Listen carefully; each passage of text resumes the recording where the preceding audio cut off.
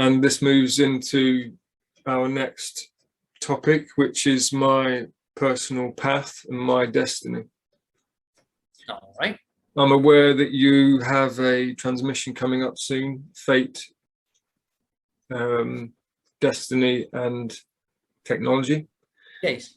And you briefly described in the transmission introduction that Fate and your destiny are two different things, in the sense that when you move on to your personal path of passion, you are moving into your personal destiny.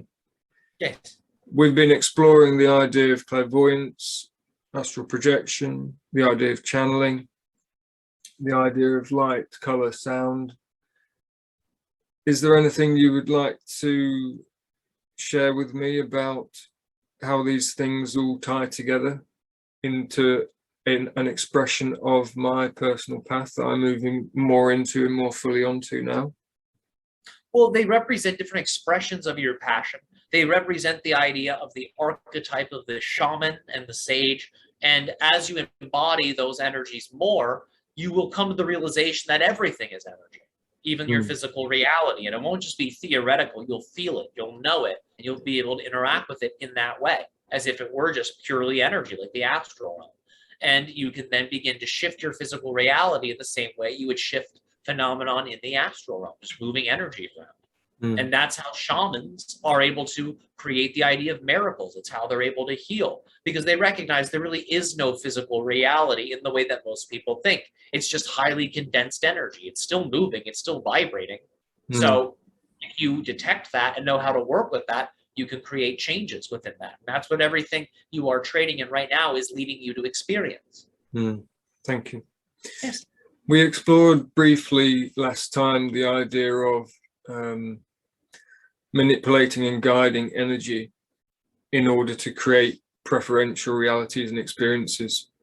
Which mystery schools or traditions that are currently on Earth are the most effective and optimal for such an experience or journey? Really, all of them. Okay. Really. Now, remember, a mystery school is a very specific thing. So a mystery school will be different than a spiritual tradition.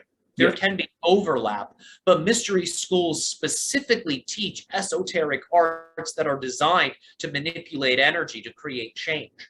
Magical traditions are quite effective because in order to really use magic to create something, you must understand how to manipulate and move energy. So really, mystery schools that focus on magic really will be quite effective.